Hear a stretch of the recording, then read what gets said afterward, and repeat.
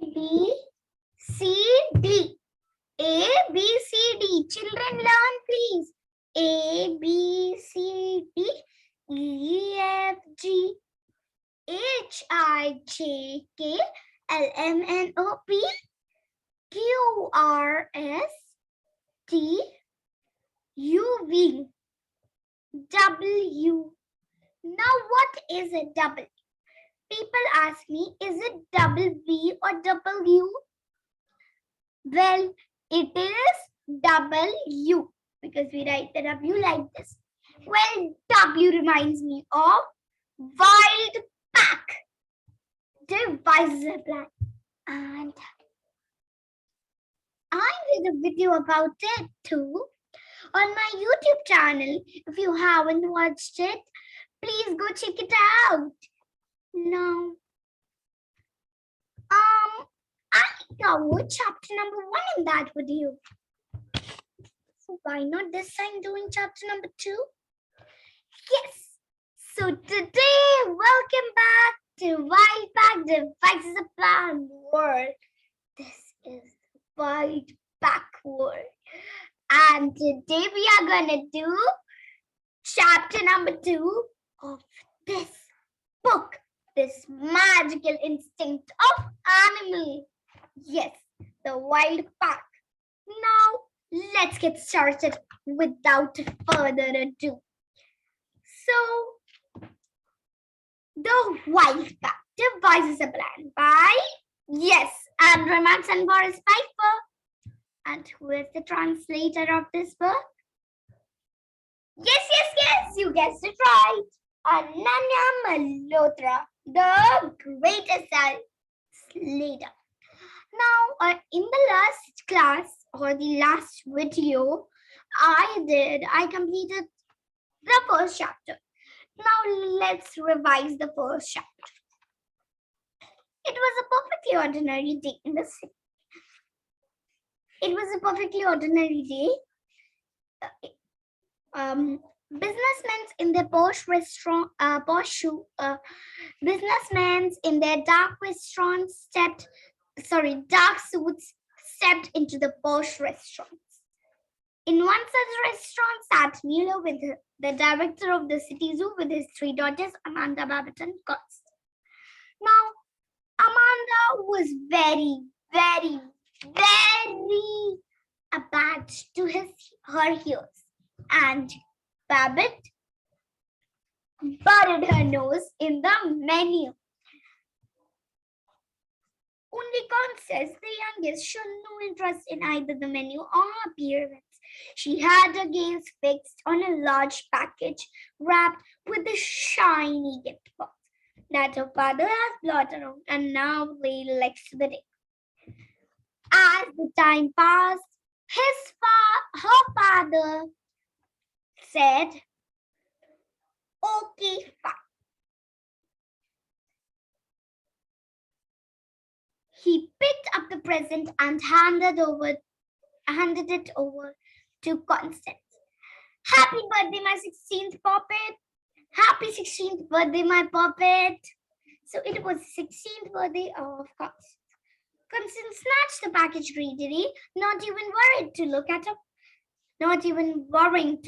her father. How rude is that? She opened the present and it was a shimmering ivory-colored dress,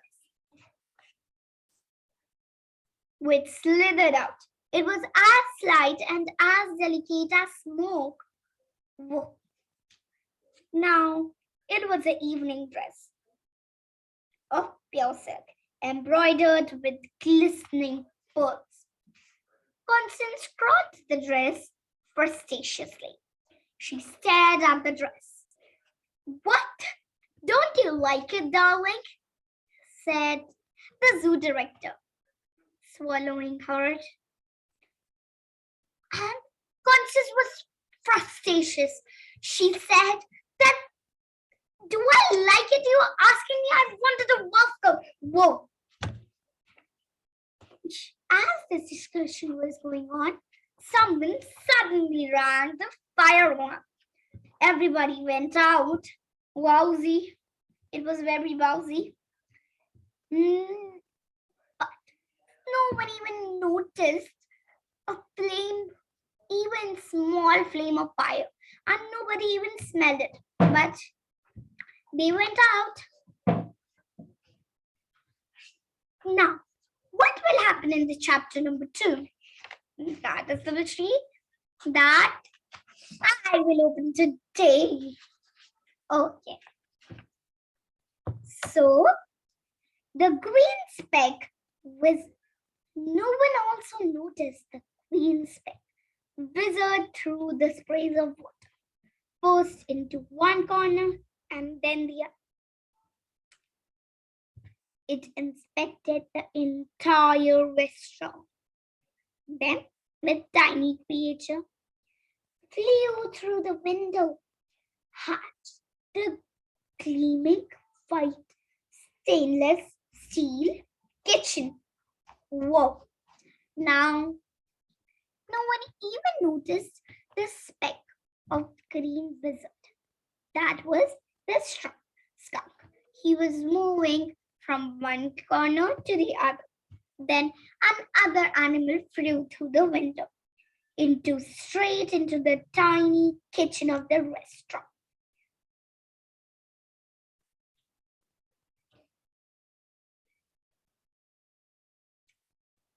And it was raining here too, and the water swizzled in the hot pots and pans. So the water swizzled in the hot pots and pans.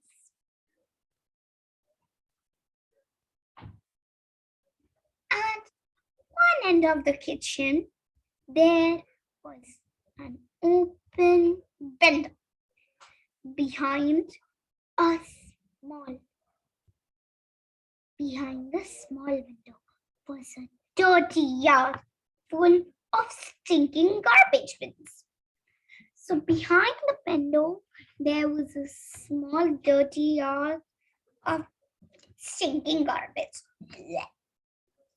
Like many helicopters, the green speck hovered through the air and chirped, "The coast is clear. You can all come here." A second later, shaggy gray wolf, it could be the wolf that escaped from the zoo. We have to relate the story, and we are relating the story. A second later, a shaggy gray wolf jumped through the windows and landed, skidding uncertainly over the smooth wet floor. He was immediately overwhelmed by the smells of floating kitchen. Now, 1 second later, the wolf jumped through the window and he splashed down. It was immediate and he was overwhelmed. "Make way!" called a purring but powerful voice. With an elegant leap and without so much touching the flame, a jet black panther shot through the window. So now, without much of the touching and all,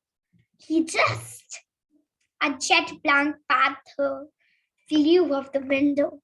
Now, her amber eyes served the strange surroundings. Brr, brr. Water. I hate water. I thought that cats liked being in clean. These hamlets. The gray. So panthers or cats don't like water. And even this panther, this jet black panther, didn't. And he was teasing. Hamlet was teasing him. The wolf is Hamlet. Now we come to know who is Hamlet? The wolf. I thought cats like being in clean. A sweet sound made, then turn with a start. A baboon with a colorful face crouched in the window, hopping up and down impatiently, barking, "Sheba, Hamlet, you are in the way! Move!" Hamlet and Sheba. Sheba, the lady panther, hurriedly moved aside to make way for Ludovic. Now, the baboon, we all know who is it? It is Ludovic. Hamlet is the wolf. We all know now. Because as I told you, and we all got to read the story, and Sheba is a lady panther. Whoa. The monkey jumped nimbly over the tables on which the food was being prepared. Then an enormous black mountain of fur and leathery hide appeared at the window. It was so huge that it blocked the way out. The light was coming into the kitchen. "Oh man, honey, I don't fit through," moaned Gorilla. Hamlet looked up. "Don't worry, Barney." So the gorilla is, yes, the Barney. You just need to hold your breath. Barnabas poked his fingers in the window flame. His arms and legs were already in, but the rest of him was still outside. He held his breath, but that didn't make a difference. And who is Barney? Barney is Barnabas, and his nickname is Barney. Hi, Barney. Hi, Barney. Well, shh. So who is there right now? In there. There is Sheba, Barney, and yeah, Hammy. Also, Ludwig. No, that should be Ludwig only.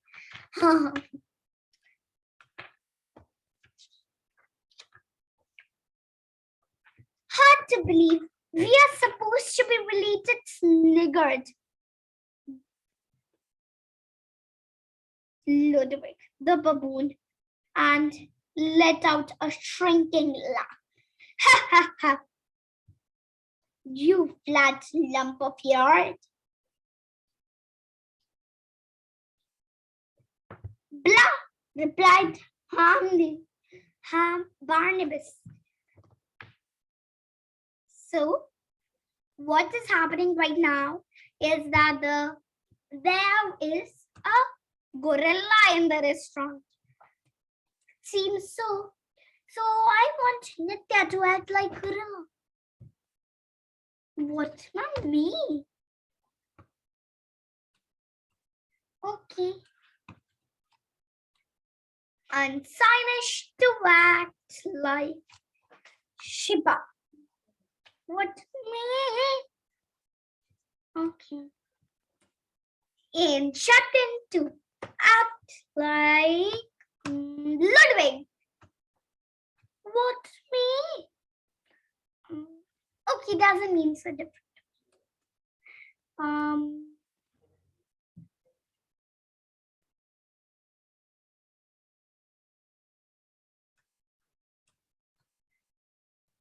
Eon to act like honey.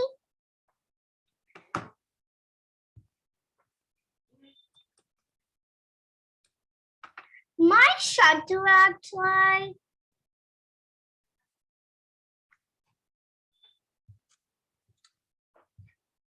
the skunk. Oh, no, not me. Okay. And last but not the least, you must act. Mom, you. Okay, let me choose a random one. I'll close my eyes and pick out a type. Oh, it's yes. Ahana, to act like the little bird. We don't know who is the bird, which kind of bird it is, but you have to.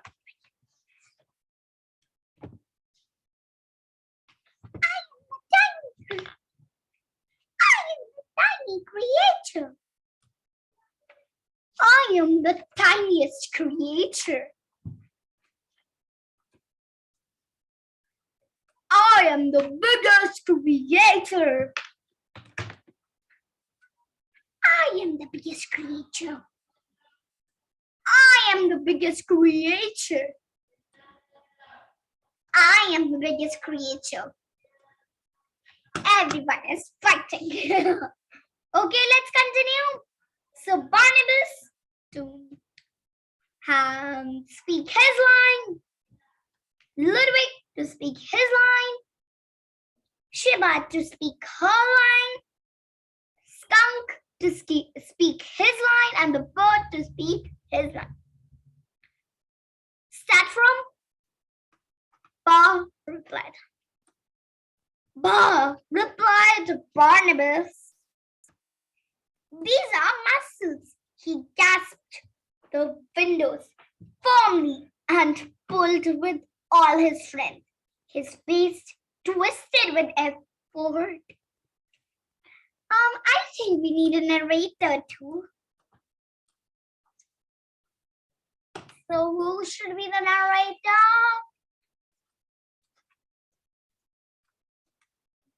Gomika!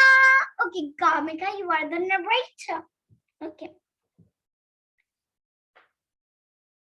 He grasped the window firmly and pulled with all his strength. His face was twisted with effort. The window creaked and cracked, and suddenly the wooden frame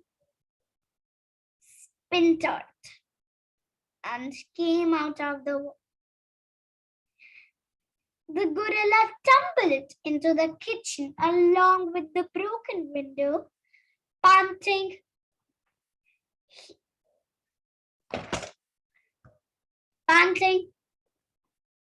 He heaved himself to his feet and picked a few splinters of shaggy coat. See, all muscles. Okay, so the teacher is me, and let me explain. So now Barnabas tried to go, but what happened is a little bit embarrassing. When he tried it with his all strength, he even broke down the wooden panel. It creaked and cracked. He panting on his seat, said, "See, all muscles."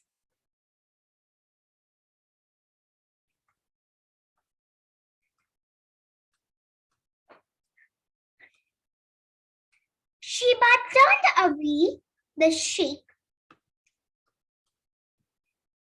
of her head. These pyramids, not an ounce of elegance in their bodies.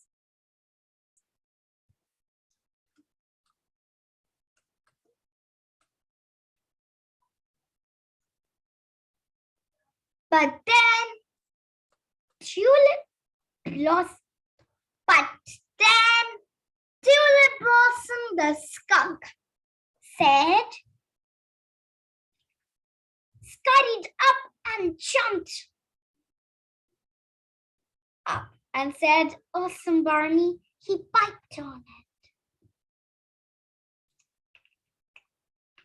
He jumped on Barnabas's back.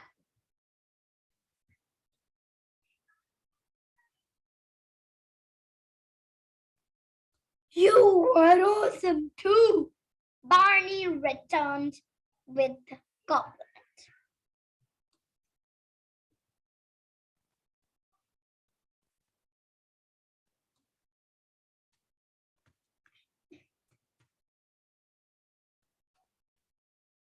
The way you turned with the fire alarm was awesome.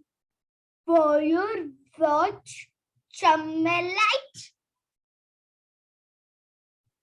Just amazing. Hey, speak loud and clear, said Tulip.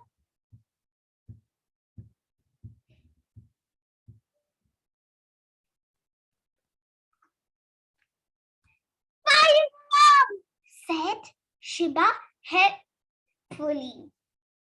That's what I meant.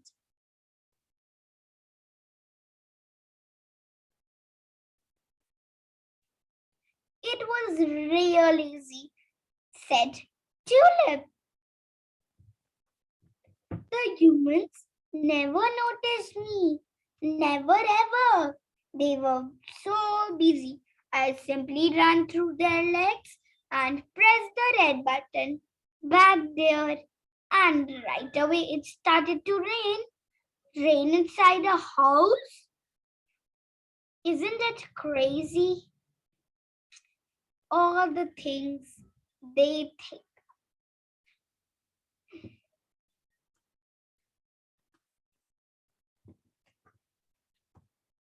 And then they ran away from their own invention. But one thing was crystal clear.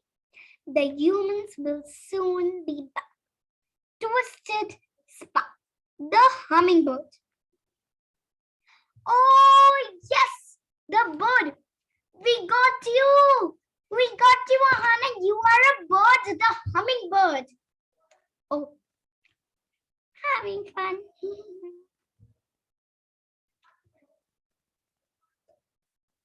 Spy is right, said Hamlet firmly. We haven't come here.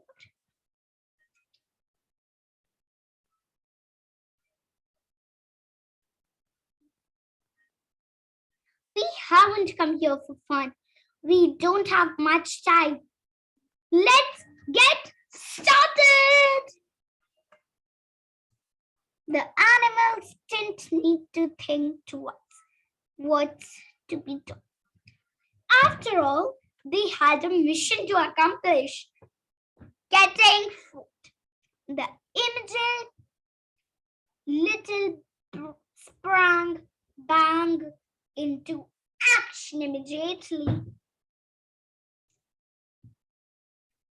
Shiba bounced across the wet tiles and found a stack of tablecloths. She speared on the floor with her paws. Then she slapped up the table with piles of raw meat and pushed the meat chunks down so that they fell neatly on the cloth. Tulip helped her as best she could. Oh man, Tulip is also a girl. Okay. It was easier for Barnabas and Ludwig, both monkeys,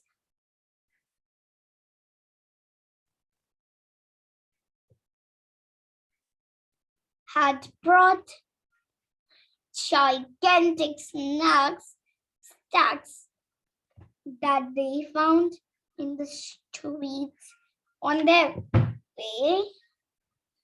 They now filled these with fruit, vegetables, and everything they had. Wow, we have really had a jackpot this time.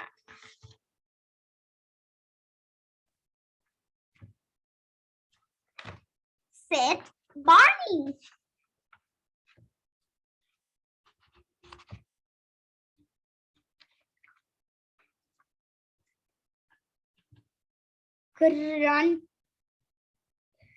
Barnabas grunted with excitement. Just look at this stuff. It's absolutely yummy. Whoa.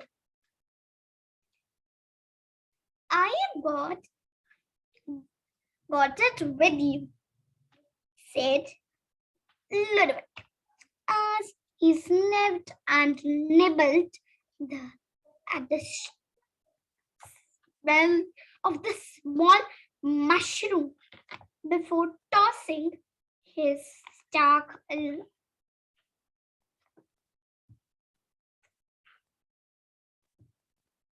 with the whole basket.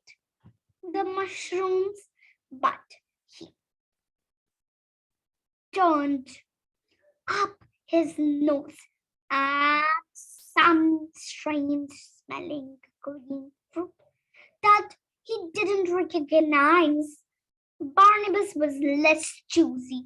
He simply shoved everything with stainless steel tables. Muttered, huh.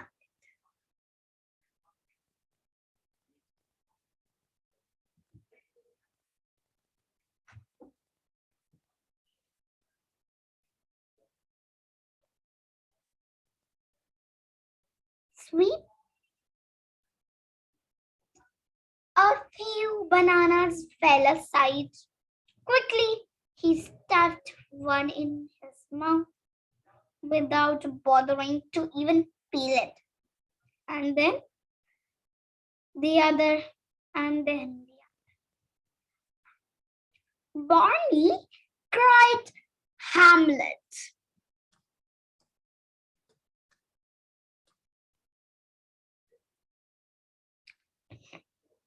The wolf was suddenly behind him.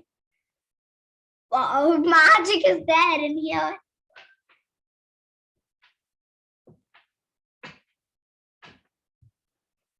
You can carry or you can eat it later. We don't have much time for that now. The humans may realize any minutes that there is no fire and they'll discover us. Sure, Annie, chopped Barnes.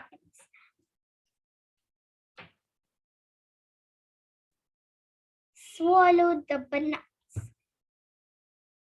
The thing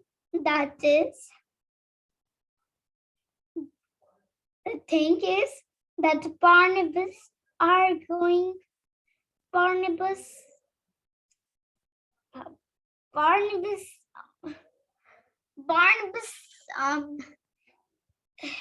let me tell the truth with a deep breath. Barnabas didn't want to leave bananas, he said. The thing is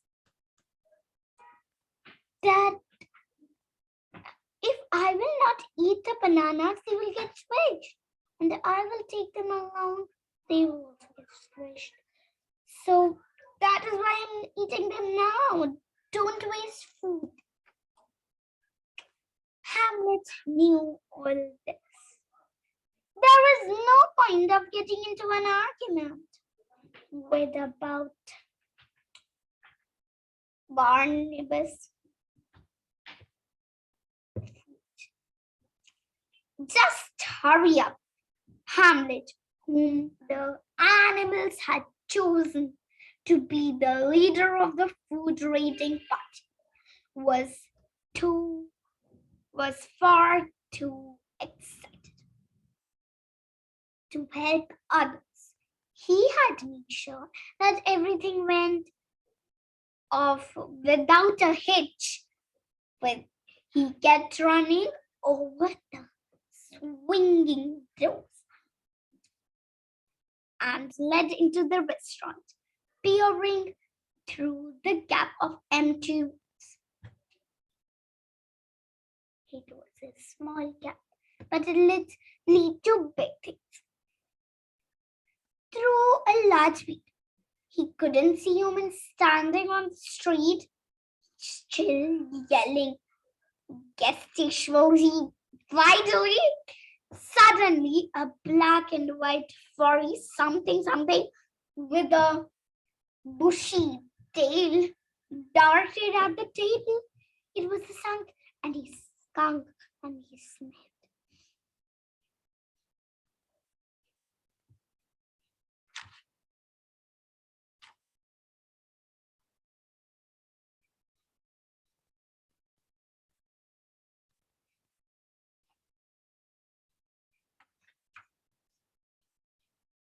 And licked and nibbled the food on the wet plates. And this is for today. I hope you guys enjoyed the teaching session today. Look at the clock. It's the time to say goodbye. Bye everyone. See you all next time with chapter number 3 of this book. So if you want to know about chapter number 3, what happens in chapter number 3, will the animals be able to succeed in their food raid and everything, then stay tuned and like this video and subscribe to my channel, Nitya Sharma. We are up.